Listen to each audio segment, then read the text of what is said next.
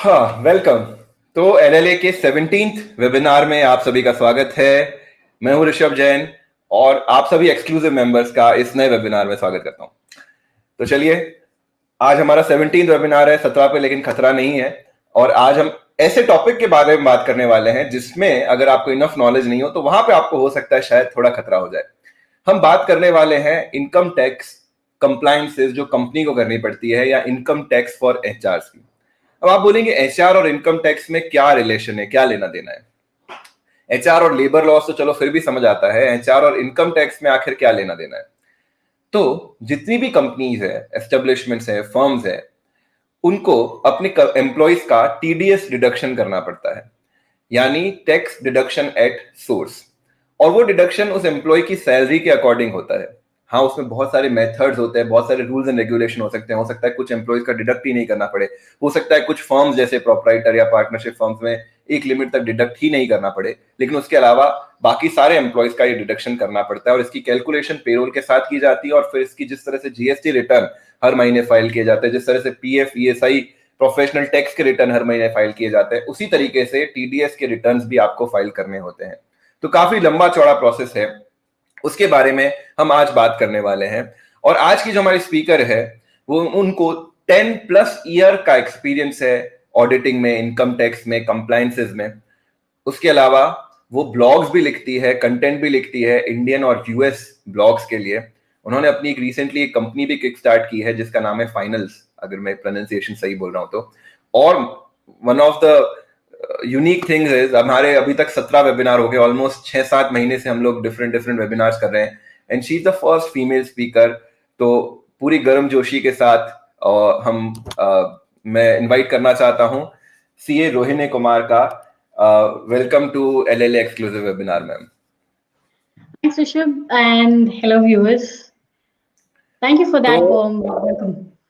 Have I pronounced it correctly? It is finals, FINLZ, right? It's Finlays, हाँ, analyzing your finances. Finlays, analyzing your okay finances. Okay, perfect. तो अपन अगर ज्यादा से ज्यादा कोशिश करेंगे, थोड़ा सा मीडियम हिंदी में रख लेंगे क्योंकि हमारी ज्यादा ऑडियंस हिंदी समझ पाती है, थोड़ा बहुत Yes. इंग्लिश भी चलेगा। तो before we begin, can I have quick, मतलब फॉर नॉन मेरे जैसे इंजीनियर के लिए, what is the difference between this TDS and income tax? मतलब क्या आपका TDS, आपका रिटर्न आपकी कंपनी भर देती है, ऐसा होता है, क्या होता है? वो बिल्कुल नहीं, ये सबसे बड़ी गलतफहमी है कि मैंने यहाँ टैक्स भर दिया तो मैं बच गया, अब कोई इनकम टैक्स भरने की जरूरत नहीं है, अब कुछ करने की जरूरत नहीं है। So TDS is tax deducted at source. आपको ओके, हर पेमेंट पे गवर्नमेंट की रूलिंग के हिसाब से थोड़े पोर्शन गवर्नमेंट पहले ही रख लेता है, ताकि अगर आगे बढ़ के आपके इनकम बढ़े या फिर कम हो, देर इज सम पोर्शन जो ऑलरेडी गवर्नमेंट ने रख लिया, that's TDS. Income taxes when you are doing full and final payment after calculating your yearly taxes and closing your year, जो हम हमेशा मार्च एंड में करते हैं, और टीडीएस ओके। हर बार होता है। अच्छा, तो टीडीएस जब भी आपको सैलरी मिल रही है उसमें से टीडीएस डिडक्ट होगा, और फिर ईयर एंड पे आप जो और कोई डिफरेंस जो है वो आप भरोगे तो वो इनकम टैक्स रिटर्न कहलाता है। हाँ, ओके। एंड टीडीएस क्या सिर्फ सैलरी पे डिडक्ट होता है, या कोई और चीजों पे भी कंपनी को डिडक्ट करना हर पड़ता है? हर पेमेंट पे, कमीशन पे 194H होता है, कॉन्ट्रैक्टर पेमेंट पे 194C होता है, ओके। इन रेंट पे 194IA होता है। तो बहुत हम्म, सारे, इट बहुत डिपेंड्स। सारा है, हाँ, राइट। बहुत सारे, सब पे लगता है, ओके। कोई तो स्कोप नहीं छूटने का। तो इट्स अभी आप नंबर बहुत सारे सुन रहे हो, 194J, ये बहुत ज्यादा कंफ्यूजन हो जाएगा, टेंशन नहीं लेंगे। ये हमारा आज पहला वेबिनार है इस टॉपिक पर। अभी तक हमारे ज्यादातर वेबिनार एचआर या लेबर लॉ से रिलेटेड हुआ है, this is like first webinar. तो जो हमारे सब्सक्राइबर जुड़ रहे हैं, घबराने की बात नहीं, हम आज इजी इजी चीजें कवर करेंगे जिससे आपका ज्यादातर काम निकल जाएगा, कॉम्प्लिकेशन में हम जाएंगे ही नहीं। और इस टॉपिक का मुझे बेसिक आइडिया इसलिए है क्योंकि हमने जो हमारा पेरोल वाला कोर्स बनाया था, आई थॉट कि इस पे 1 या 2 लेक्चर में हम कवर कर पाएंगे इनकम टैक्स टीडीएस की calculation, but it took me 7 lectures just to cover that. I know it's very complicated, but Rohini ji इसको आपको इजी करके बताएंगी। तो ma'am, let's jump into presentation. Sure, absolutely. So okay, will add it to screen, या।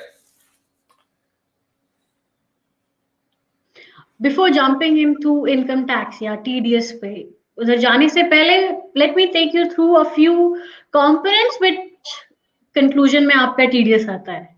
First one is setting the CTC. CTC is the base line कि आपका क्या tax कटेगा, कितना कटेगा, कहाँ पे एग्जेम्पशन क्लेम कर सकते हैं, कहाँ अमाउंट या प्रूफ दे के हमारे टैक्सेस बच सकते हैं. सो एक सीटीसी और the cost to the company for every each employee comprises of these things, which is your fixed and variable, that is basic pay, perks, allowances, any other amount, statutory dues. Apart from that ये सारी चीजें मिला के आपको cost of the company होता है. ये सारे कंपोनेंट्स के बारे में हम लोग थोड़ी देर बाद बात करेंगे, लेकिन बेसिकली ये सारे कंपोनेंट्स मेक्स योर सीटीसी. और हर परमिटेशन कॉम्बिनेशन, मतलब अलाउंसेस ज्यादा ले लिया, बेसिक कम लिया, depending on these things ultimately आपका टैक्स ज्यादा या कम कटता है with the same CTC. But obvious आपने देखा होगा, आपको भी 50,000 मिल रहा है, आपके दोस्त को भी 50,000 मिल रहा है, लेकिन टैक्स आप ज्यादा पे कर रहे हो. क्यों पे कर रहे हो? We can blame that to the CTC, the cost to the company, और कंपनी ने कैसा वो डिजाइन किया है.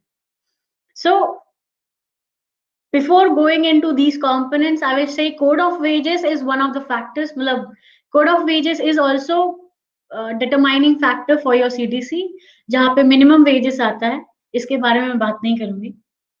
और next is Income Tax Act. So every ruling of 192B, Section 192B governs your TDS on salary basically. तो 192B हम पूरी अभी जो आगे के स्लाइड्स होंगे वो सिर्फ 192B पे होंगे. सो पहला component is allowances. Allowances is monetary benefit, जब आपको पैसे मिलते हैं खर्च करने के लिए. So I will take it through. मैं कुछ कॉमन वाले बात करना चाहती हूँ. इसके अलावा आपके कोई यूनिक क्वेश्चंस है तो आप definitely you can push it through the comment section and definitely we can try and answer that. तो पहला वाला है HRA. HRA is nothing but house rent allowances, जहां पे आपको पैसे मिलते हैं, जहां आपके एम्प्लॉय जाके रेंट, अगर रेंटल अपार्टमेंट में रह रहा है, वो अगर रेंट रिसीट देगा तो उसको टैक्स एग्जेम्पशन मिलेगा.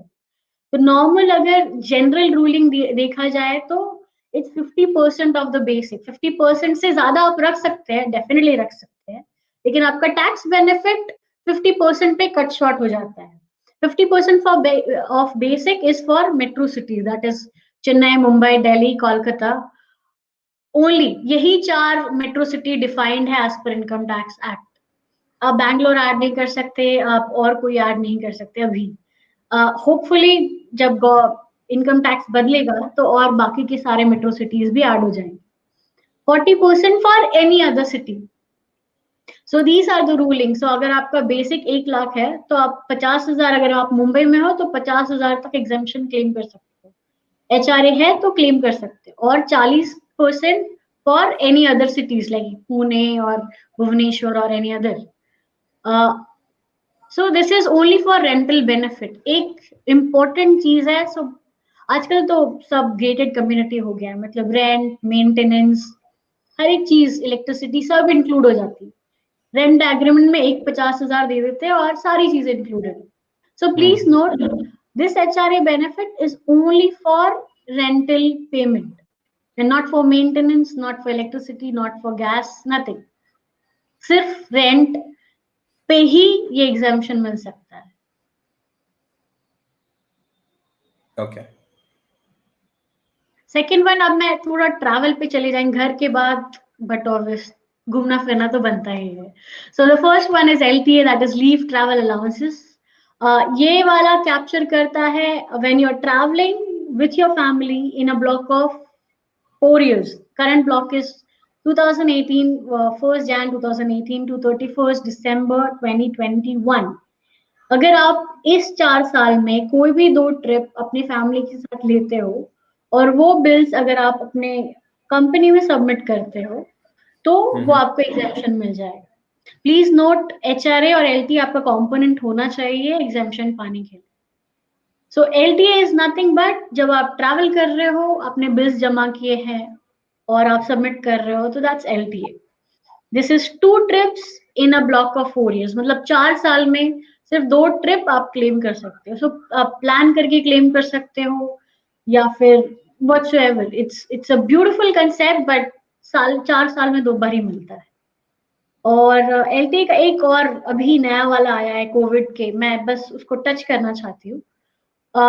नया कंपोनेंट आया है ड्यू टू कोविड, बहुत सारी ट्रैवलिंग नहीं कर पाए, बहुत सारे एम्प्लॉयज ये बेनिफिट टैक्स एग्जेम्पशन की तरह से नहीं ले पाए। तो उन लोगों के लिए गवर्नमेंट ने नया पॉलिसी बनाया था, where in if they submit goods and services वाले invoices for the period of 12th of October to 31st March 2021, फिर वो गुड्स एंड सर्विसेज वाला अमाउंट आप क्लेम कर सकते हैं। इंस्टेड ऑफ ट्रैवलिंग, अपने घर की रेनोवेशन करवा दी, फ्रिज खरीद लिया, टीवी खरीद लिया, कार खरीद लिया, ये सारी चीजें अभी इस साल के लिए, सिर्फ इस साल के लिए एलटीए में क्लेम हो सकती है। ये नया वाला है, अगर कोई डिटेल्स चाहिए तो फिर we can talk about it. It's a big, बहुत बड़ा, थोड़ा सा कंफ्यूजिंग कंसेप्ट था, जहाँ पे ट्रैवल के जगह पे आपको घर के सामान और घर के सर्विसेज के लिए, घर क्या, बाहर के, यू गो टू होटल्स, आप क्लेम कर सकते हो। यू बाय गोल्ड, जीएसटी अगर 12% है तो आप क्लेम कर सकते हो। तो ये सारी चीजें सिर्फ इस साल तक, दैट इज 31st March 2021 के पहले, आप एलटीए के अंडर क्लेम कर सकते हो। ओके, आगे बढ़ती हूँ। तो कन्वेंस अलाउंसेस, एज 2 साल पहले कन्वेंस अलाउंसेस हट गया है। ये मैंने यहाँ पे इसलिए रखा है क्योंकि आज भी डिसेबल्ड एम्प्लॉयज के लिए 3600 पर मंथ अलाउड है, सिर्फ डिसेबल्ड एम्प्लॉयज के लिए, without any bills, without any proof. If they are disabled, if they have their certificate of disability and they have submitted with the company, then उनको 3600 per month without any bills exemption मिल सकता है। Please Okay. Note, ये वाला component 1 of the salary में होना चाहिए। अगर नहीं है तो फिर ब्लाइंडली नहीं सबमिट कर सकते या क्लेम नहीं कर सकते। कंपोनेंट है सैलरी में और तब आप क्लेम कर सकते। इसीलिए ये सारे कंपोनेंट्स लेके आपको एक सीटीसी बनाना अच्छा रहता है। Next one is business travel, जहाँ पे when sales people, mostly on sales people और हायर मैनेजमेंट अथॉरिटीज, जब वो ट्रैवल करते हैं एक जगह से दूसरी जगह for to meet the clients, to meet any expanding business जो भी है। So in this business travel per diem दिया जाता है, या फिर that is per day allowances, या फिर पूरे दिन का खर्चा जो आपको मिलता है ट्रैवल के लिए, खाने के लिए, रहने के लिए। These things are again exempted because these are business travel. Normally ये बिजनेस एक्सपेंसेस में चला जाता है, पेरोल के थ्रू रूट नहीं होता है। लेकिन अगर आप पेरोल में ये कंपोनेंट डाल रहे हैं for the sales representative of your company, तो प्लीज नोट रखिए कि वो लोग अगर बिल्स आपको दे देते हैं जस्ट फॉर कंपनी से कि अब हमारे पास बिल है, फिर हमने ये एग्जाम्पशन दिया है अंडर बिजनेस ट्रैवल अलाउंसेस, अच्छा रहे। Always better if your routing, अगर आप वो पेमेंट पेरोल के थ्रू कर रहे हैं, अगर आप बाहर out of the pocket company का दिखा रहे हैं तो फिर ये जरूरत नहीं है। ट्रैवल हो गया, घर हो गया, अब बच्चे पे आ जाते हैं, बट ऑब्वियस रोटी कपड़ा मकान अब ये नॉर्मल हो गया है। सो बच्चे के लिए आई नो द रेट्स यहाँ पे देख के लगता है कि हाय ये क्या है, लेकिन हाँ आज भी हॉस्टल अलाउंसेस 300 पर चाइल्ड पर पर्सन है। सो सिंपली मीन्स अगर आपका बच्चा हॉस्टल में रह रहा है तो आप वो कंपनी में क्लेम कर सकते हो, लेकिन the amount is restricted to 300 per month only. Similarly आपका बच्चा बाहर पढ़ रहा है, कहीं भी पढ़ रहा हो, school, college, nursery, 100 rupees per child per month आप क्लेम कर सकते हो, अप टू 2 चिल्ड्रन ओनली। तो मतलब 100 plus 300 400 as a education and hostel allowances बहुत सारी कंपनीज देती है विदाउट एनी प्रूफ। लेकिन हॉस्टल के लिए मैंने देखा है बहुत सारी कंपनी डिक्लेरेशन लेना पसंद करती कि हाँ my kid is going to a hostel and then I'm claiming this 300 rupees. Moreover, आगे बढ़ते हैं। बाकी के मैंने गिने चुने लिए हैं which is very common. Transfer allowances, transfer allowances is जब अगर मैं पुणे की हूँ और मैंने भुवनेश्वर में जॉब ली है, सो कुछ कंपनीज मेरे सारे ट्रैवल और सामान ले जाने के अमाउंट को रीइंबर्स करती है। Suppose I got the job in Bhubaneswar, तो भुवनेश्वर में 2-3 दिन रहने का, ताकि मैं रेंटल अपार्टमेंट ढूंढ सकूं, मेरा पुणे से सारा सामान लाने का, और मेरे travelling first trip from Pune to Bhubaneswar, बहुत सारी कंपनी रीइंबर्स करती है। So these bills if collected and वो अमाउंट जब रीइंबर्स होता है, तो वो ट्रांसफर अलाउंसेस की तरह दिखा के आप एग्जेम्पशन क्लेम कर सकते हैं। So this is very much allowed under section 10। दूसरा है uniform allowances. This is unique, लेकिन बहुत सारी कंपनीज आज भी देती है। यूनिफॉर्म अलाउंसेस पहले तो मैं कहना चाहूंगी वही कंपनी दे सकती है जिनके पास यूनिफॉर्म स्टैंडर्ड यूनिफॉर्म पॉलिसी है, मतलब ब्लू शर्ट और white shirt and blue pant, you have to wear only white shirt and blue pant, तब आप यूनिफॉर्म अलाउंसेस क्लेम कर सकते हैं। जैसे सिक्योरिटी गार्ड हो गए, उनको यूनिफॉर्म अलाउंसेस मिलते हैं। एयर होस्टेस को, होटल्स में जो सॉफ्टवेयर्स रहते हैं उनको यूनिफॉर्म अलाउंसेस मिलते हैं। जस्ट बिकॉज आपकी कंपनी में फॉर्मल ड्रेसिंग कोड है, आप यूनिफॉर्म अलाउंसेस दे रहे हो, that's not correct, because formal dress code is not a uniform standard uniform. So uniform allowances can be given for only जहाँ पे कंपनीज बोलती है कि एक ही जैसे कपड़े पहनने, और यूनिफॉर्म अलाउंसेस में आप धोने का खर्चा, आयरन करने का खर्चा, नया सिलवाने का खर्चा, नया खरीदने का खर्चा, ये सारी चीजें क्लेम कर सकते हो फिर से।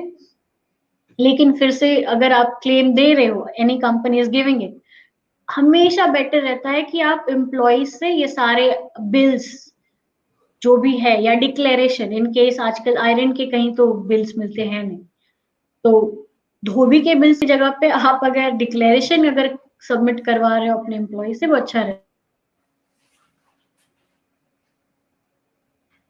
अच्छा, यूनिफॉर्म अलाउंसेस में क्या क्या है, तो your policy should be very much defined, and ultimately the वो जो सपोर्टिंग डॉक्यूमेंट रहता है जो एम्प्लॉय से आप रिकवर कर रहे हैं to give this tax exemption, वो सारी चीजें एकदम थोड़ी सॉलिड हो जानी चाहिए, नहीं तो स्क्रूटिनी में प्रॉब्लम हो सकता है। Last one is academic and professional pursuit. So ये कंपनीज तब इंक्लूड करती है जब they are promoting someone to do something better for themselves. So if my company is giving, अगर मेरी कंपनी मुझे ये academic and professional pursuit allowances देती है, and I go ahead and study more, I do my PhD or something, any course which helps me to perform my current duty better, then this can be claimed very happily. So make sure again, पहली चीज है ये सारे components you can add as per your requirement, as per your company policy. आप अपनी policy को twist और turn अपने हिसाब से कर सकते हो। कुछ कंपनी LTA 10,000 देती है, कुछ कंपनी मैंने देखा है 50,000 60,000 भी देती है, लेकिन वो जस्टिफाइबल अमाउंट होना चाहिए, पहला। दूसरा, when you are giving these allowances as tax benefit to your employees, it's always better to get some hard copies और soft copies as a proof कि भाई आपके एम्प्लॉय ने ये खर्चा किया था, या आपके एम्प्लॉय यहाँ गए थे, या आपके एम्प्लॉय ने यूनिफॉर्म खरीदा था। So these are the allowances, और ये सारे कॉमन है जो मैं रोज देखती हूँ काइंड ऑफ। और इसके अलावा कोई क्वेश्चन होगा यूनिक तो आप पूछ सकते हैं ऋषभ जी। मैम इसमें एक चीज मैं पूछना चाहूंगा, जो आपने लास्ट में ये प्रोफेशनल कोर्सेज वाला पॉइंट बताया, तो उसके अंदर जनरली काफी कंपनीज मैंने देखा है, प्राइवेट तो कुछ कंपनियां, स्पेशली गवर्नमेंट तो करती है, अपने एम्प्लॉइज को अलाउ करती है कि 2 साल MBA करने जा सकते हैं, या फॉरेन स्टडीज करने जा सकते हैं, बाहर से कोई डिप्लोमा कोर्स करने जा सकते हैं। एंड उस केस में कई बार तो कंपनी पूरी आपको फीस दे देती है, या कई बार वो आपको उस टाइम के लिए, even though you are not working, आपको सैलरी कंटिन्यू रखती है। तो क्या वो इसके अंदर आएगा, मतलब वो दैट इनकम इज एग्जम्प्टेड? सी, जहां पे आपको फीस पूरा रिइंबर्समेंट करके मिल रहा है तो वो एग्जेम्प्टेड है, लेकिन जहां पे आप जा रहे हो, आपके पीछे सैलरी आपको मिल रही है, वो टैक्सेबल है। सो प्लीज अंडरस्टैंड, वो बिल खर्चा वो होना चाहिए what we are talking about, मतलब खर्चा should be for professional fees जहां पे आप पे कर रहे हो। Okay, just because you're getting the salary in the background, that doesn't give the exemption. got it. Got it. तो इसका मतलब ये हुआ कि अगर कोई एम्प्लॉय ने अपने पॉकेट से सैलरी दी तो वो बेसिकली उसकी ऑलरेडी प्री टैक्स सैलरी है, तो उसके ऊपर तो वो 30% ऑलरेडी टैक्स पे कर चुका है, लेकिन अगर कंपनी उसके बिहाफ पे पे कर रही है तो उसका टैक्स काफी सारा बच जाएगा। इज इट द काफी केस? सारा बढ़ जाएगा। और हाँ, ये वही है कि इसीलिए बहुत सारी कंपनीज को मैं बोलती हूँ कि ये सारी चीजें रख ले।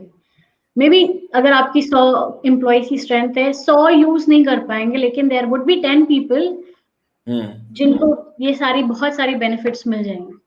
ओके। अच्छा, जो फर्स्ट एचआरए वाला पॉइंट था, इसके अंदर it is 50% of total wages जो एग्जम्प्टेड बेसिक, रह सकते हैं, या 50% of 50% of basic? Basic, basic only.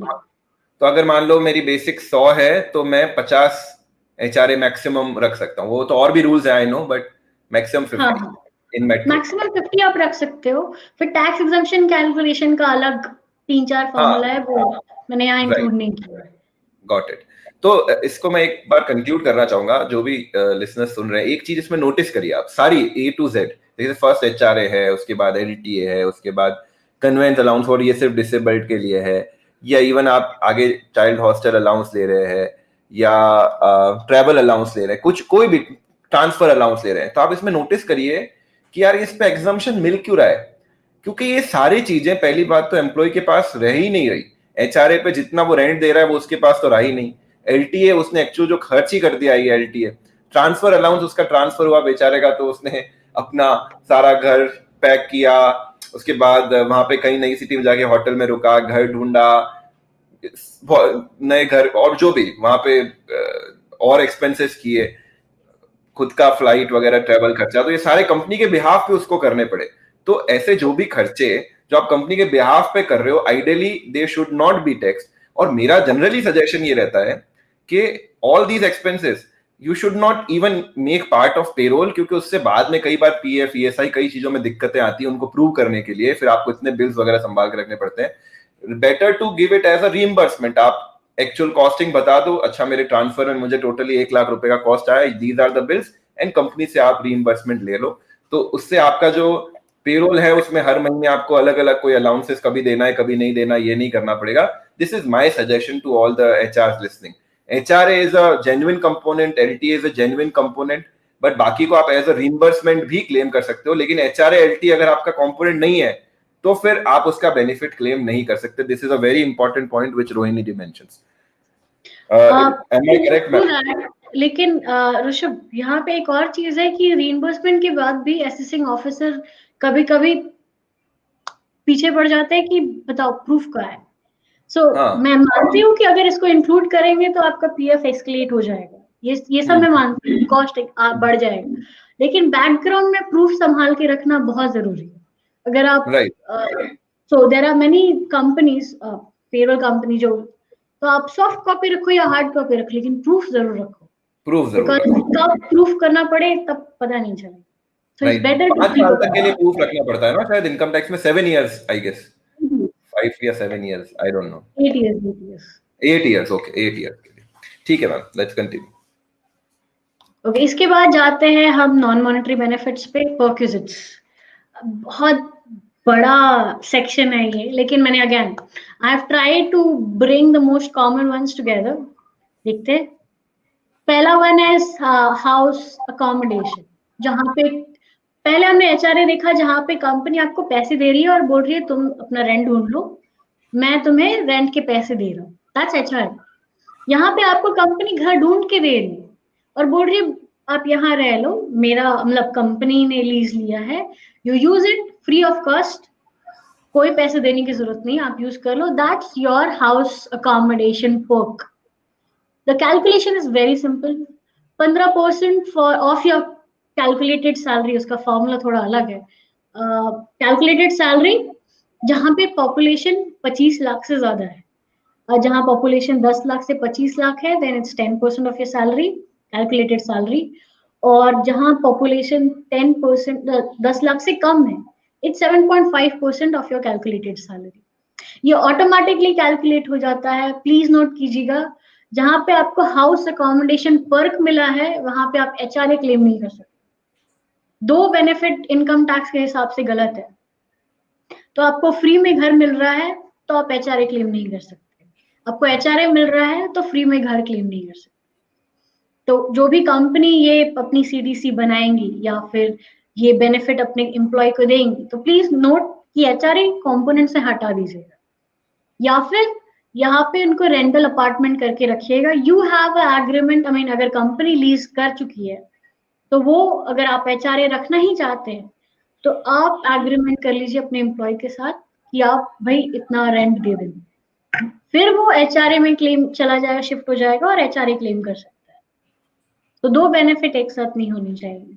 मैंने इसमें ऐड नहीं किया है, मतलब स्लाइड में ऐड नहीं किया है, लेकिन फर्नीचर पर्क भी होता है, जहाँ पे ऑफिस ने आपको घर दिया है, घर के साथ बेड, फ्रिज, टीवी, AC सब दे दिया है। तो फर्नीचर पर्क होता है 10% of the cost of the asset.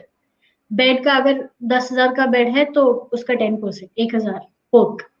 AC अगर 30,000 का था तो उसका 10%, 3,000 का Perk. So furniture is 10% of the cost of the good to the company. 10 साल पहले भी अगर खरीदा था बेड, 10,000 का था, आज बेड यूज करने लायक नहीं है, फिर भी 10% of the cost of goods to the company, मतलब 10% ऑफ 10,000 जो 10 साल पहले 2000 में खरीदा था बर्बाद हो चुका है, फिर भी आपको 10% देना पड़ेगा। So that's furniture perk. बहुत सारी कंपनीज उसको नेगेट कर देती है, लेकिन अगर आपको देखना है, दिखाना है, तो that's how the furniture perk is added to house and ultimately total amount लिया जाता है। Got it.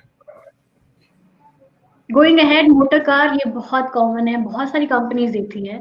अलग अलग कॉम्बिनेशन है जहाँ पे कार पर्सनल यूज के लिए हो रहा है, 100% जो भी अमाउंट पे कर रहा है कंपनी, इट्स अ पर्क। जहाँ पे कार सिर्फ और सिर्फ ऑफिस पर्पस के लिए यूज हो रहा है, मतलब बंदा घर से ऑफिस और ऑफिस से घर के लिए ही वो कार यूज कर रहा है बस, that is tax free component, मतलब उस पर 1 रुपए भी टैक्स नहीं लगता है। ये वाला जो मैंने लिखा है वो it's the ruling for when the car is used for both official and personal purposes. So when the car is used for both the purposes, 1800 for engine capacity less than 1.6 liters and 2,400 for engine capacity of more than 1.6 liters, or 900 for any driver if the company is giving you free of charge. So this is common. This is the most common one. Whereas बाकी के दो चलते हैं। आगे assets, बहुत सारी companies phone, laptop आपको free of charge देती है यूज करने। So please note when you are getting, मुझे लैपटॉप मिला मेरी कंपनी से, मैंने उसको यूज किया, कोई पर्क नहीं, क्योंकि ये एसेट कंपनी के नाम पे है। लेकिन मैंने आज से 5 साल बाद मैं जब कंपनी छोड़ रही हूँ, मैंने बोला मुझे लैपटॉप चाहिए, मैंने जो यूज किया है मुझे वो मेरा लैपटॉप चाहिए, तब कंपनी ने बोला ओके फाइन, लेके जाओ कम फ्री ऑफ चार्ज, तुमने 5 साल यूज किया है, तुम अपना लैपटॉप लेके जाओ। इन दैट सिनेरियो, जब मैं एक कंपनी एसेट खरीदना चाहती हूँ या फिर लेना चाहती हूँ, अपने नाम करना चाहती हूँ, या शिफ्ट होता है ownership from the company to me और एन एम्प्लॉय, तब the cost of the asset जब भी खरीदा था, अज्यूमिंग ये लैपटॉप पिछले साल खरीदा था फॉर 80,000 माइनस डिप्रिसिएशन, अलग अलग डेप्रिसिएशन रेट है, आई थिंक लैपटॉप के लिए 60% है, फर्नीचर के लिए 20% है, और सॉरी फर्नीचर के लिए 10 या 15% है, और मोटर कार के लिए 20% है।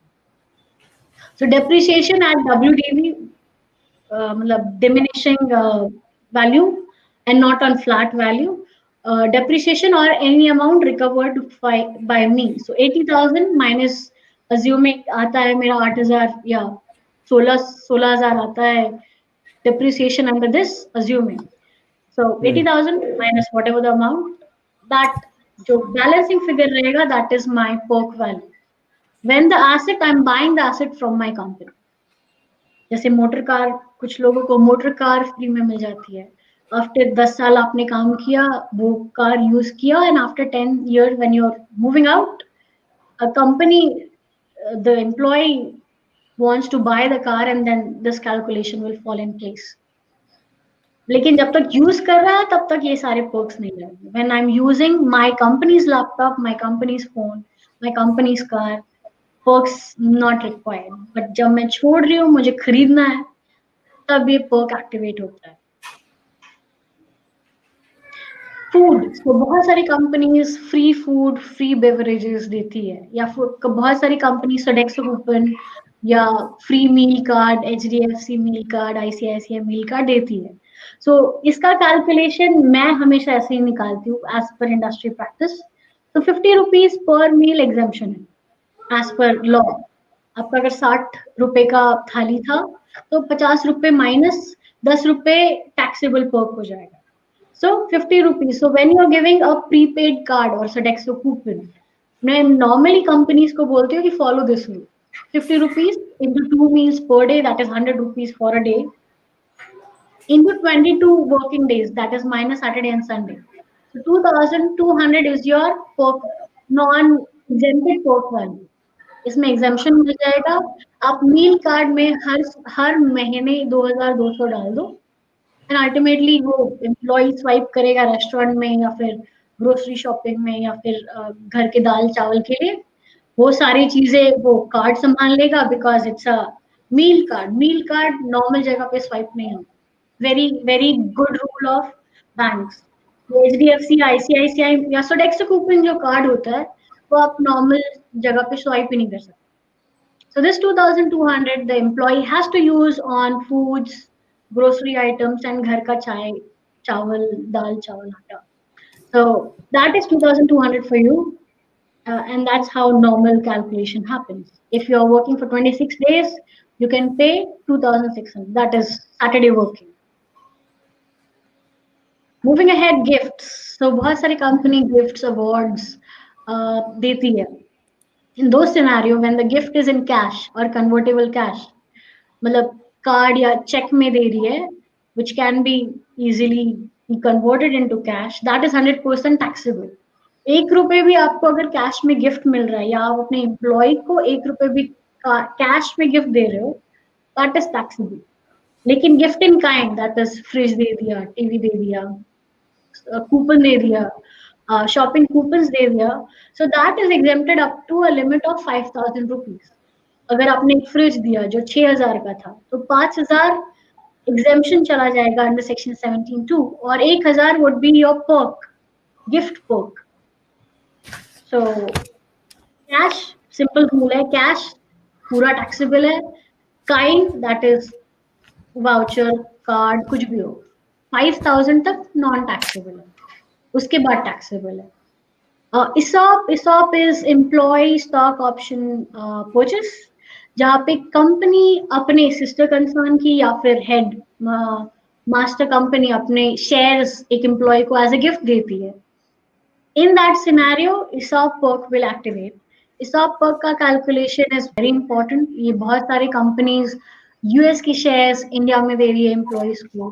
प्लीज नोट, ये सबसे important date is date of allotment of shares. कब ये शेयर्स एम्प्लॉय को मिले थे, उस दिन का फेयर मार्केट वैल्यू, उस दिन का एम्प्लॉय ने अगर कुछ पैसे उस शेयर्स के लिए पे किए होंगे, तो fair market value minus any amount recovered by the employee into number of shares give you ESOP perk.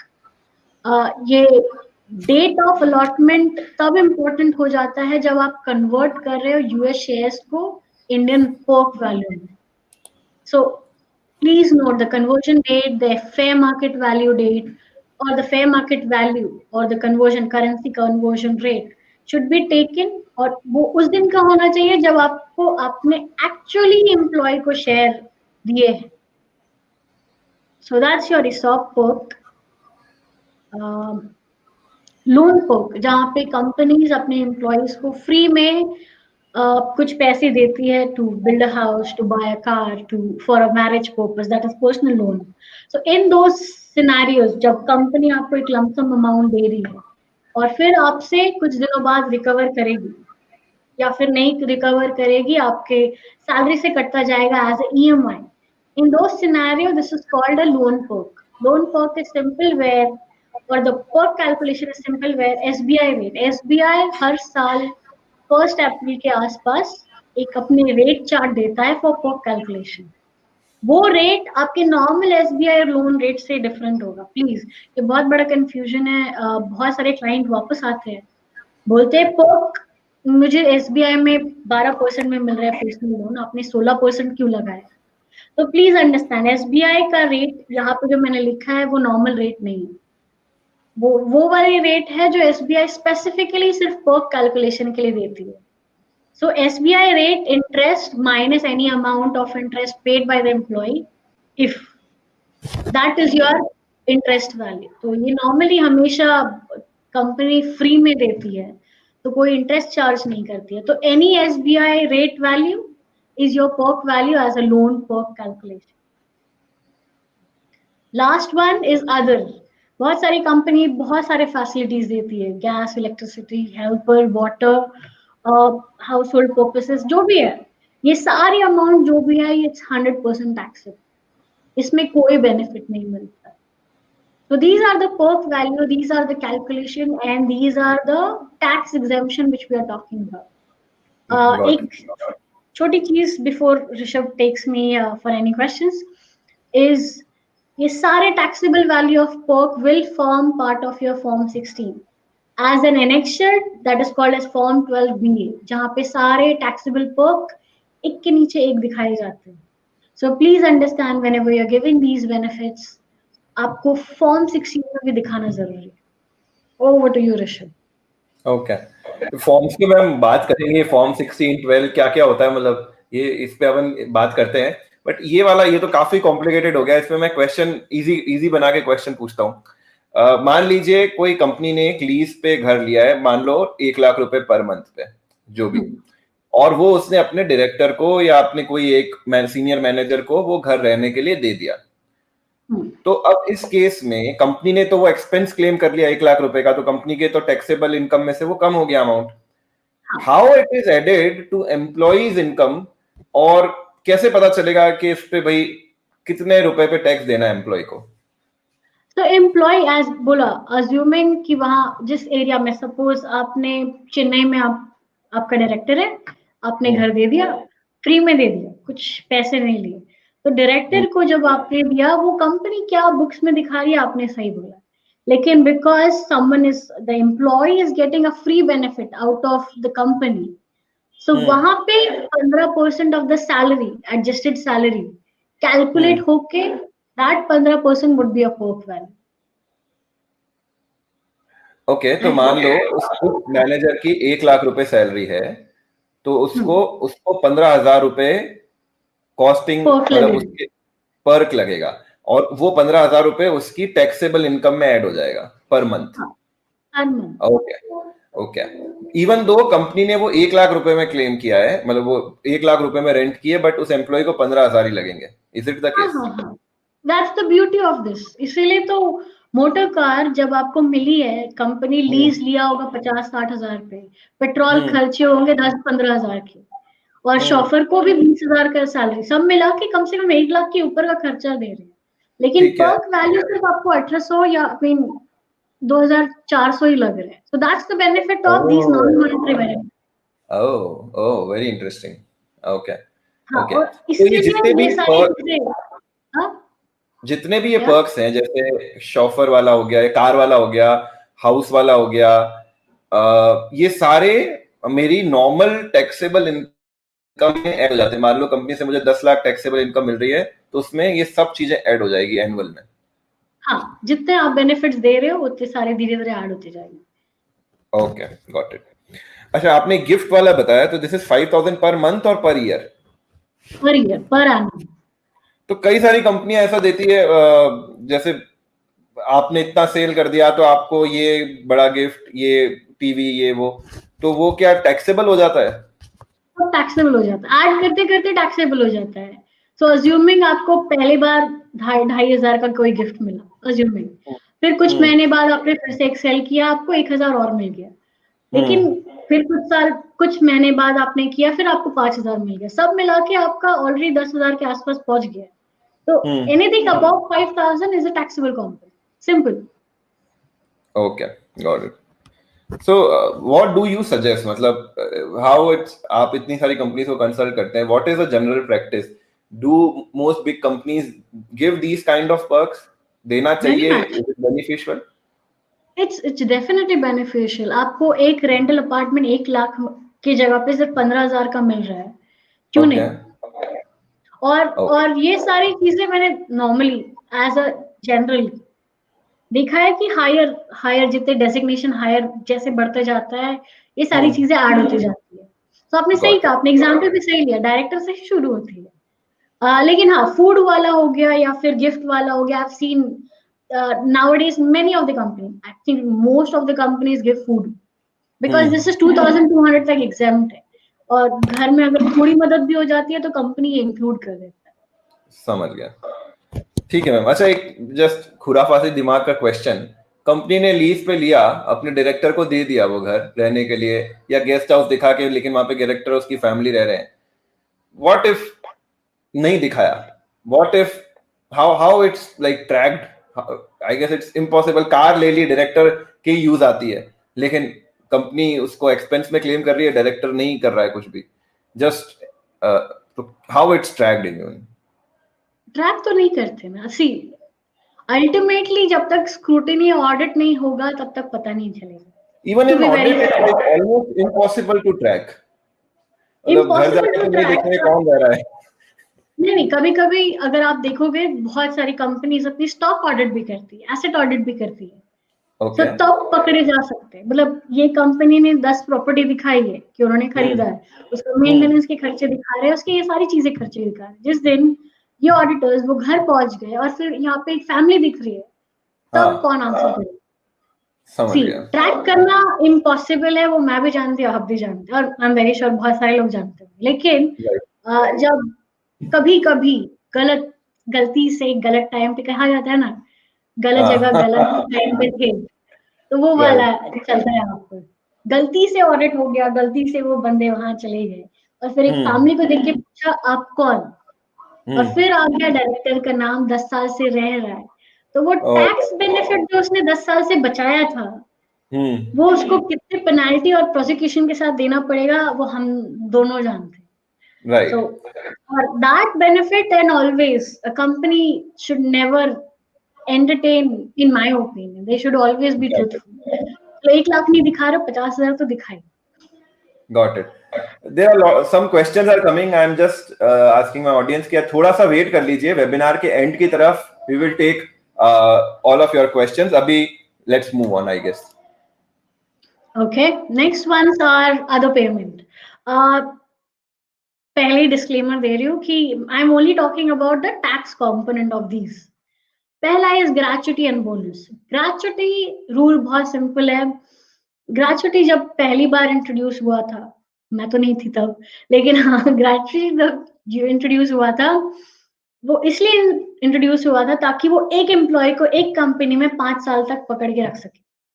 So gratuity payment आज भी अगर आप देखेंगे rule, I think section 4, the payment of gratuity is always said that it should be paid only after 5 years of continuous services by the employee. Anything before that is a 100% taxable amount. After that is थोड़ी tax exemption मिल जाएगी up to a limit of 20 lakhs और जो भी formulas है। So gratuity whenever you are including it as a component of your CTC, please make sure that if you are paying before 5 years, बहुत सारी companies पे करती है, तो you are making that amount as a non is a 100% taxable amount. और after 5 years then the normal gratuity का rule लगता है, 20 लाख का लिमिट है, और बाकी जो कैलकुलेशन 10 months एवरेज सैलरी और वगैरह वगैरह लोअर ऑफ द 3 का जो कैलकुलेशन है वो ग्रेचुटी पे लग जाए। I just wanted to highlight कि बहुत सारी कंपनीज आज भी 5 साल से पहले पे करना चाहती है। सबसे बड़ी बात है, 5 साल से पहले पे करना चाहती है वो कोई बड़ी बात नहीं, आप पे कर सकते हो, लेकिन 5 साल से पहले टैक्स फ्री अमाउंट पे करना चाहती है वो गलत है। As per income, as per gratuity, payment of gratuity act. Bonuses there are so many companies and clients who ask, ma'am मैं बोनस पे कर रहा हूँ, ये टैक्स फ्री है क्या? मैम मैं स्टैट्यूटरी बोनस पे कर रहा हूँ, ये तो पक्का टैक्स फ्री है। नहीं, bonus is either it's a statutory bonus जो as per law है for people who are earning less than 21,000, वो भी taxable है. Incentive bonus, performance bonus, वो भी taxable. Any one time payment to your employee as ex gratia or bonus is 100% taxable amount. अगले कुछ overtime. Again, overtime, I understand the employee is working more than 48 hours, you or working on their leave or rest days. Again, overtime is also 100% taxable amount. आप जब भी पे कर रहे हो, जिस कैलकुलेशन के हिसाब से पे कर रहे हो, overtime is taxable. Simple. इसका कोई और रूलिंग नहीं है, इसका कोई backdoor नहीं, kind of. Maternity benefit.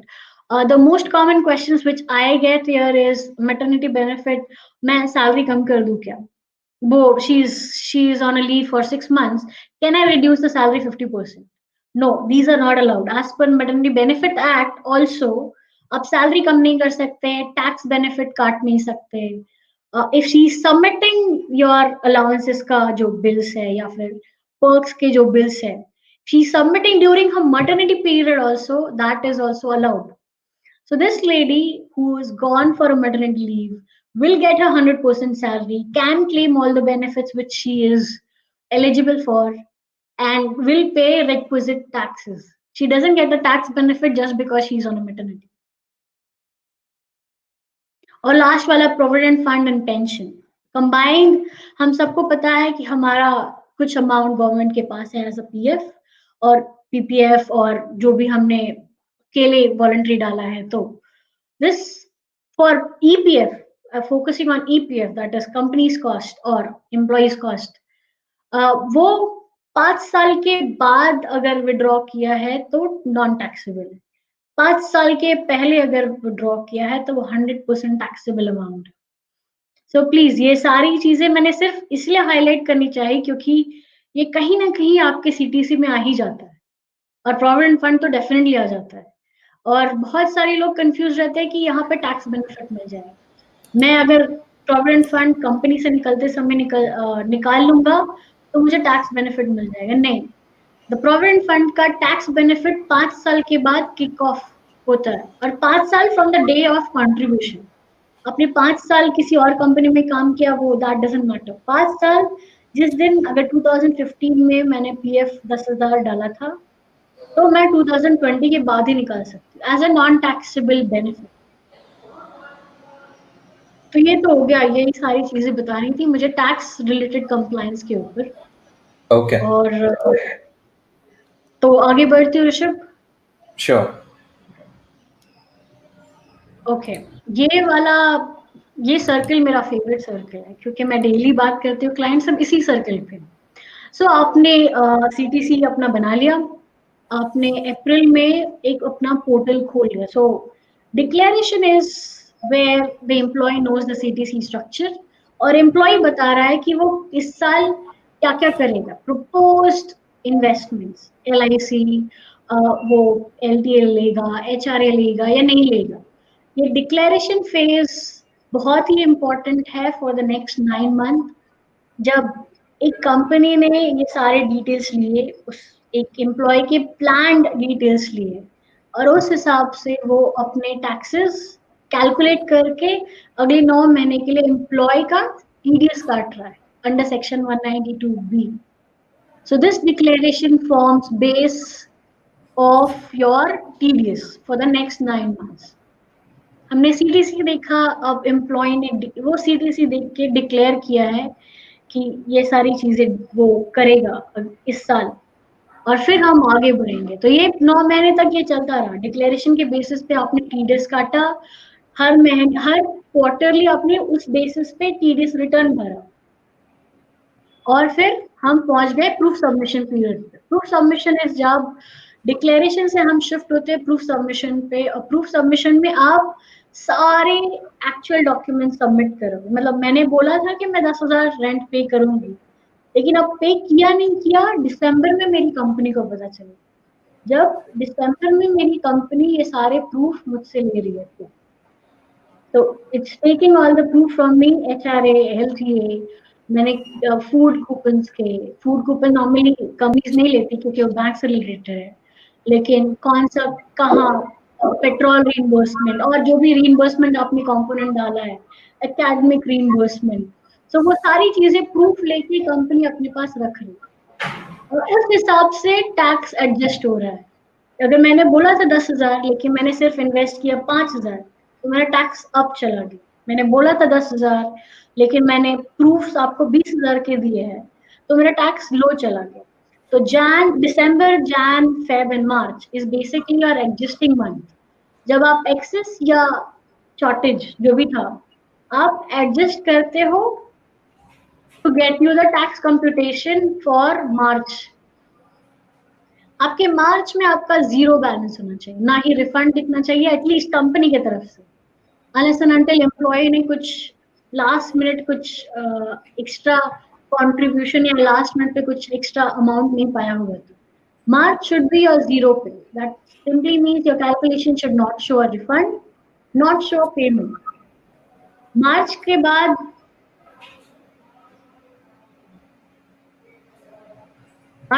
हम पहुंच गए। ओके, टीडीएस रिटर्न तो भर ही रहे थे हर क्वार्टर में। Every 31st we following the quarter we were filing our TDS return.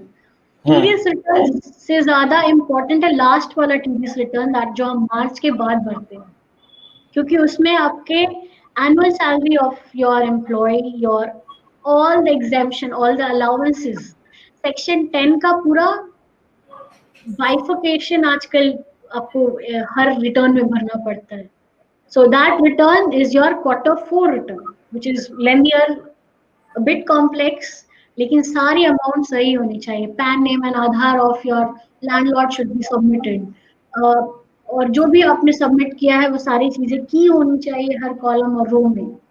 तो वो रिटर्न भरने के बाद if it's proper, if it's validated, you move on to the next step that is form 16, जो हर जून में होता है with minor extension by the government. तो टीडीएस रिटर्न के बाद आपका फॉर्म 16 आता है, फॉर्म 16 के बाद आपका आईटीआर आता है, और आईटीआर के बाद फिर से अप्रैल शुरू हो जाता है। So this circle goes on where you start from April, you go back in June and close it. July 31st is the individual tax return day. तो हर एक कंपनी डिक्लेरेशन के लिए भी रिस्पॉन्सिबल है ताकि वो सही डिक्लेरेशन लेके प्रॉपर टैक्सेस डिडक्ट कर सके, ताकि जो एडवांस टैक्स का रूलिंग होता है which is applicable to every individual वो सफाइज हो जाए। अगर एडवांस टैक्स ठीक से पे नहीं किया हो, दैट सिंपली मीन्स अगर आपको अक्टूबर तक 10-20 हजार पे करना था, आपने सिर्फ 15,000 ही पे किया है, तो 5,000 पे एडिशनल पेनाल्टी लगती है because you didn't pay your proper taxes by the advance tax ruling. So please understand, this declaration will help you to help your employees, उनके टैक्सेस प्रॉपर कैलकुलेट हो रहे हैं, उनको एडवांस टैक्स रूलिंग नहीं लग रही, उनको कोई प्रॉब्लम नहीं हो रहा है, उनको एडिशनल पेनाल्टी और इंटरेस्ट नहीं लग रहा। प्रूफ सबमिशन का फायदा ये होता है कि आपका मार्च एंड क्लीन एंड क्लियर है, मतलब वाइल फाइलिंग आईटीआर एम्प्लॉय को झटका नहीं लग रहा है कि भाई ये कैसे पेमेंट करना है, मैंने तो इतना टैक्स भरा था और कैसे आ गया, या कम कैसे आ गया, रिफंड कैसे क्लेम करना है। तो प्रूफ सबमिशन का वो फायदा है।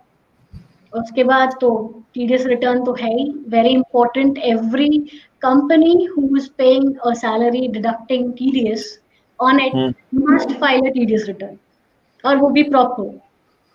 Or Form 16 is a mandate again by all the companies who are deducting TDS should issue a Form 16 by 15th June, if I'm not wrong. Okay. Okay. So before we move further, can you quickly share like what all are these forms, like Form 16, Form 24, which form, किस form से क्या होता है, कौन सा form कौन submit करता है, थोड़ा सा एक ब्रीफ आइडिया ताकि कभी भी हम नाम सुने तो हमको पता चले अच्छा ये चीज होती है। So TDS रिटर्न के लिए है 24Q, वो फॉर्म का ही नाम है।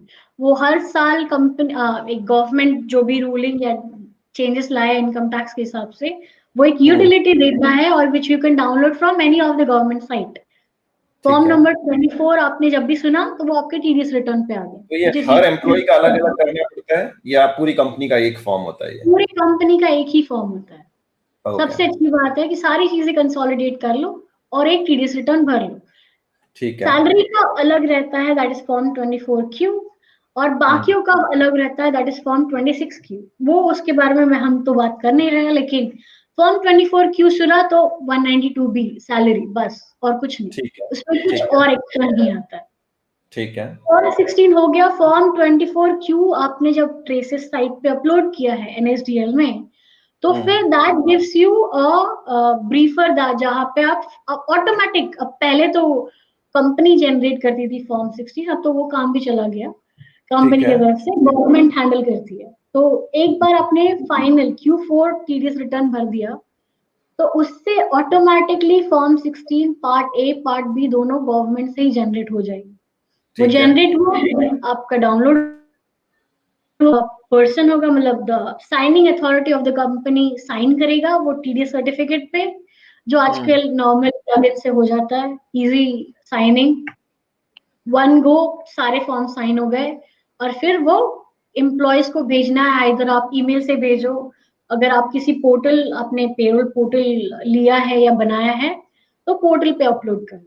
ये फॉर्म गॉट। 16 एम्प्लॉय के पास जून तक पहुंच जाना चाहिए। वो ठीक है। एक्सटेंशन अगर गवर्नमेंट जैसे कोविड के टाइम पे बहुत सारे एक्सटेंशन थे तो बात दूसरी थी, लेकिन ठीक है। नॉर्मल जून तक पहुंच जाना चाहिए, ताकि 31 जुलाई जो ड्यू डेट है हमारा फाइलिंग का, वो हम मैच कर लें। ठीक है। एम्प्लॉय खुद नहीं डाउनलोड कर सकता है फॉर्म 16 अपना? नहीं, क्योंकि वो ट्रेसेस के लिए एम्प्लॉयर का लॉगिन जरूरत पड़ेगा, एक कंपनी का अच्छा। लॉगिन विद ठीक कंपनी है। स्टैन and password. How an employee can check कि उसका टीडीएस कटा है कि और कटा है तो कितना कटा है, जमा हो रहा है कि नहीं? Can he log in into his, I don't know, PAN number और something and check? So he can log in his individual portal, जो हम अपने पैन और पासवर्ड से ओपन करते हैं, वहां पे ओके। जाके आप ढूंढ लो, एक ड्रॉप डाउन लिस्ट में फॉर्म 26AS होता है। Form okay. 26AS is a individual का annual certificate kind of. Form ठीक है। 16 का बाहर है मेरे हिसाब से। तो ओके। वो सिर्फ सैलरी टीडीएस ही नहीं, वो आपका कहाँ कहाँ आपने बैंक में पैसे रखे, इंटरेस्ट का टीडीएस भी वहां पे दिखेगा, सैलरी का टीडीएस भी वहां पे दिखेगा, और कहीं पे भी आपने कैपिटल गेन किया उसका टीडीएस, शेयर्स में उसका टीडीएस, एवरीथिंग इन जहां भी वन आपका प्लेस। टीडीएस कटा है वो वहां पे दिख जाएगा आपको, जो भी जमा हो गया है ऑलरेडी। जो भी जमा हुआ है, जहां भी जमा हुआ है, जब भी जमा हुआ है, पूरे ठीक है। साल का वन गो में आपको वो सर्टिफिकेट फॉर्म 26AS। और हमेशा मैं हमेशा अपने क्लाइंट्स या मेरे हमेशा पीयर्स को बोलती हूँ, व्हेनेवर यू आर फाइलिंग, एक बार फॉर्म 26AS देख लो। वो फॉर्म 26AS में क्या क्या अमाउंट है, क्या क्या टैक्सेस है, कौन से इनकम है, सब दिख जाते हैं। फिर आप अपने टीडीएस आईटीआर रिटर्न पे जाओ। ठीक है। अच्छा, आपने अभी एक प्रैक्टिस बोला था कि एम्प्लॉयर सारी चीजें सबमिट करता है, एचआरए कितना है, या जो भी एलटीआई गैस, इवन पर्क्स आपने बोला कि सारा मेंशन करना पड़ता है। हाँ, तो in which form it is mentioned and ये कहाँ पे फिर रिफ्लेक्ट होता है? ये नॉर्मली फॉर्म 16 में रिफ्लेक्ट होना चाहिए हर चीज, लेकिन ठीक है। फॉर्म 16 का फॉर्मेट एक पेज का है, ठीक है। और आजकल अलाउंसेस इतने सारे हो गए, पर्क्स इतने सारे हो गए, तो पर्क्स के लिए तो अनेक्शर है, फॉर्म ठीक है। 12 भी है जो फॉर्म 16 के साथ ही मिलता है। अलाउंसेस के लिए बहुत सारी कंपनीज दिखा नहीं पाती है, तो उसके लिए उनको टैक्स शीट मिलता है, हर एम्प्लॉय को एक टैक्स शीट मिलता है जहां पे आपके सीडीसी के ब्रेकडाउन दिखते हैं, और फिर अल्टीमेटली वो पूरा कैलकुलेशन दिखता है किस बकेट में या किस सेक्शन में आपको कितना एग्जाम्पशन मिला है। तो अगर आपके फॉर्म 16 में आपको डिटेल्स नहीं मिल रहे हैं, नहीं तो और फॉर्म आजकल आईटीआर में डिटेल रिफ्लेक्ट होने के लिए पहले एम्प्लॉयर को शायद वो जो 24Q आपने बताया, क्या पहले वहां पे सबमिट करना पड़ता है डिटेल और फिर वो हाँ, फॉर्म हर 16 चीज, रिफ्लेक्ट होता है?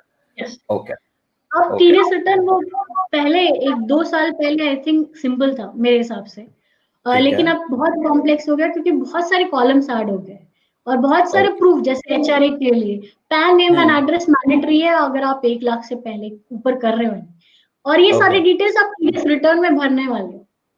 पहले नहीं ओके। था, पहले सिर्फ अमाउंट दिखाना था और क्लोज करना था। a PAN name and address of the landlord has to be shown in the TDS return, so that Form 16 hits with the proper amount. और फिर Understood. उस बंदे जो लैंडलॉर्ड है उसका भी पैन हिट होता है with the proper rental income. Oh my God, very वो very उसको कम करके complicated. सीएस में मिलता है. हाँ. अच्छा, तो ये मतलब मुझे जब तक आइडिया था, पहले लोगों में प्रैक्टिस थी, वो अपने सीए को बोल देते थे कि भाई मेरा हमारे मारवाड़ी में ऐसे बोलते हैं, माड़ा तो टैक्स जीरो आना चाहिए, मतलब मेरा टैक्स बिल्कुल जीरो आना चाहिए, तुम्हें जो एचआरए डालना है, जो डालना है डालो. लेकिन शायद अब वो प्रैक्टिसेस सैलरीड एम्प्लॉइज नहीं कर सकते हैं, मतलब कुछ भी अलाउंसेस डाल दिया वैसा नहीं कर सकते. Am I correct? यस, क्योंकि गवर्नमेंट ट्रांसपेरेंसी पे इतना फोकस कर रहा है ना अभी कि पैन के बिना आप एचआरए क्लेम नहीं कर सकते. पैन एक बार आपने दिया तो फिर उसका अकाउंट हिट हो गया जिसने पैन दिया, फिर बचा किधर. सही बात है, सही बात है. Understood. Do we have any other content या फिर हम क्वेश्चंस की तरफ जाएं? नहीं, सिर्फ क्वेश्चंस. Okay, got it. चलिए, तो दोस्तों जो भी आपके क्वेश्चंस हैं चैट में फटाफट पूछिए, मैं पूछना शुरू करता हूं. अच्छा, before we move towards question, can you quickly summarize some important dates? जैसे आपने एक तो बता ही दिया कि जून तक फॉर्म 16 है, ऐसे मंथली क्या डेट्स रहेगी किसी एचआर के लिए कि इस तारीख तक टीडीएस फाइल कर देना है, इस तारीख तक रिटर्न फाइल? हाँ, 7th of every month is your TDS payment date. So you have to ठीक है. pay all the TDS dues जो आपने एम्प्लॉय से कलेक्ट किया है 7th को. अगर आपने पे नहीं किया, you will have a penalty every month or part of month. So to avoid that, pay by 7th of every month. TDS return date is always 31st of the month following the quarter. So अप्रैल, मई और जून के लिए है 31st जुलाई. लेकिन due to Covid अभी बहुत सारे extension चल रहे हैं, तो अभी कोविड के हिसाब से मैं नहीं बताऊंगी. लेकिन on a general basis every quarter month following 31st is your due date for filing your TDS returns. So this is like 24 Q. हाँ, हर 24 महीने. Q only. ठीक है. हर क्वार्टर के बाद जो महीने आता है उसका 31st. हाँ, 3 महीने में एक बार. ठीक है. सिंपल. और टीडीएस रिटर्न तो हो ही गया, और फिर फॉर्म 16 आपका जून है, और उस बेसिस पे आईटीआर है. और इस बीच में आता है जो मैं टच नहीं करना चाहती हूँ, इंटरनेशनल एक्सपैक्ट एम्प्लॉइज का है, आईडब्ल्यू और वो सब आउट ऑफ सिलेबस. ठीक है, तो चलिए क्वेश्चन लेता हूँ. राजेंद्र पूछ रहे हैं, what will be the amount, maximum amount for academic and professional courses? So amount अभी गवर्नमेंट ने दिया नहीं है. सो इसीलिए कह रही हूँ कि पॉलिसी, कंपनी पॉलिसी इतनी स्ट्रांग हो जानी चाहिए कि और कंपनी पॉलिसी ऐसे डिजाइन करने चाहिए कि that you know what should be the maximum amount. Normally, I see as a general industry practice, it ranges from 10,000 to say 10 to 15,000. But there are unique companies who give on ad hoc basis 1 lakh also. तो इसलिए कह रही हूँ कि make sure the company policy is strong. अब जब बैठ के internally discuss कर रहे हो, please company policy पे focus करो. Understood. Next question is, what is the difference between LTA and LTC? No, nothing. दोनों एक ही है. Same. If company gives advance and recover with interest in EMI, then how would PERC calculate? That's a loan perk. I know आपने advance दे के दिया है, लेकिन the क्या बोलते हैं, इंटरनल जो ट्रांजैक्शन होता है, you're giving lump sum amount, you're deducting EMI basis हर महीने. So it forms a basis that इसको हम लोन कह सकते हैं, और बिकॉज हम उसको लोन कह रहे हैं तो लोन पर्क आ गया. तो हर वही जो लोन एसबीआई की रेट मान लीजिए 16% है, लेकिन कंपनी से 5% ही इंटरेस्ट चार्ज कर रही है, तो भी तो फिर 11% 11% difference between the percentage. Okay. Being an employer, how can we verify the bulk PAN numbers of employees to avoid error in TDS return? Bulk PAN is not there. मतलब कोई ऐसा सिस्टम है नहीं कि बल्कली आप चेक कर सकते हो. इंडिविजुअली है, टाइम कंज्यूमिंग है, यू हैव टू मेक, किसी को बिठा के करवाना पड़ेगा. एनएसडीएल पे पैन वेरिफिकेशन टाइप कर लो, और फिर अनफॉर्चुनेटली जितने भी एम्प्लॉइज हैं एक एक करके चेक कर. Okay, okay. Next question is, in 24Q, employer needs to show gross salary or taxable salary of the individual employee. Gross salary से taxable salary, there is a complete bucket जहाँ पे हर जगह हर एक अमाउंट जाएगा, your gross salary, your allowances for the year और हर ब्रेकडाउन, और then PF contribution, then your taxable, then your tax, then net taxable, so that your form 16 is understood. So I guess all the questions are solved, and it was a very, very informative session by you. Thank you so much for enlightening us, and we wish you good luck for your new venture as well. Thank you so much. Thank you. Thank you so much, man. Thank you for joining. Yeah, thank you. Bye-bye. Bye. तो दोस्तों, उम्मीद करता हूं आज का webinar आपको पसंद आया होगा। नेक्स्ट वेबिनार में हम फिर से जुड़ते हैं। तब तक के लिए अपना ख्याल रखिए, अपने परिवार का ख्याल रखिए। जय हिंद, जय भारत।